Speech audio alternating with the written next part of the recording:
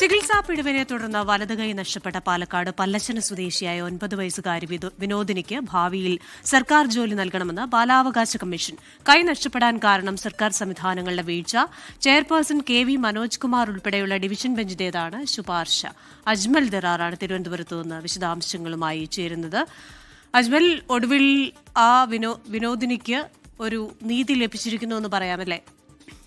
Christina, ചികിത്സാ പിഴവിനെ തുടർന്ന് വലതുകൈ നഷ്ടപ്പെട്ട പാലക്കാട് സ്വദേശിനി 9കാരി വിനോദിനിക്കാണ് ഭാവിയിൽ സർക്കാർ ജോലി നൽകണമെന്ന് ബാലാവകാശ കമ്മീഷൻ ചീഫ് സെക്രട്ടറിയോട് ശുപാർശ ചെയ്തിരിക്കുന്നത്.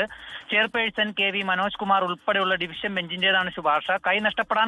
വിനോദിനിക്ക് കൈ നഷ്ടപ്പെടാൻ കാരണം അത് സർക്കാർ സംവിധാനങ്ങളുടെ വീഴ്ചയാണെന്നും അതോടൊപ്പം തന്നെ കുട്ടിക്ക് സാധാരണ ജോലിയിൽ ഏർപ്പെടാനോ വരുമാനം കണ്ടെത്താനോ കഴിയാത്തൊരു സാഹചര്യമാണ് നിലവിലുള്ളത് എന്നും കണ്ടെത്തിയതിനെ തുടർന്നാണ് സർക്കാർ ഭാവിയിൽ ജോലി നൽകണമെന്ന ശുപാർശ ബാലാവകാശ കമ്മീഷൻ സർക്കാരിന് മുന്നിൽ വെച്ചു. അത് മാത്രമല്ല, വിനോദിനിക്ക് തുടർ ചികിത്സ ആരോഗ്യ വകുപ്പ് ഉറപ്പുവരുത്തണമെന്നും കൂടാതെ സർക്കാർ ഏറ്റെടുത്തിട്ടുള്ള തുടർ പഠന ചെലവ് 21 വയസ്സ് വരെ ലഭിക്കുന്നുവെന്ന് പാലക്കാട് ജില്ലാ ശിശു സംരക്ഷണ ഓഫീസർ ഉറപ്പാക്കണമെന്നുമാണ് കമ്മീഷന്റെ ഉത്തരവിലുള്ളത്, ശുപാർശയിലുള്ളത്. അത് മാത്രമല്ല, ഇത് കമ്മീഷൻ സ്വമേധയെടുത്ത കേസാണ്. അതോടൊപ്പം തന്നെ ഈ VD സതീശൻ, ഇപ്പോഴത്തെ മുഖ്യമന്ത്രിയും നേരത്തെ പ്രതിപക്ഷ നേതാവായിരുന്ന സമയത്ത് അദ്ദേഹം കുട്ടിക്ക് കൃത്രിമ കൈവച്ച് നൽകുന്നതിനും അതോടൊപ്പം തന്നെ ധനസഹായം ലഭ്യമാക്കുന്നതിനും വീട് വയ്ക്കുന്നതിനും വേണ്ടി 5 സെന്റ് ഭൂമി ലഭ്യമാക്കുന്നതിനും ഒക്കെ സ്വീകരിച്ച നടപടികളെ കൂടി ഈ ശുപാർശയ്ക്കൊപ്പം കമ്മീഷൻ പ്രശംസിച്ചിട്ട് കൂടിയുണ്ട്. ക്രിസ്റ്റീന, ശരി. തിരുവനന്തപുരത്ത് നിന്ന് വിവരങ്ങൾ നൽകുകയായിരുന്നു അജ്മൽ ദറാർ.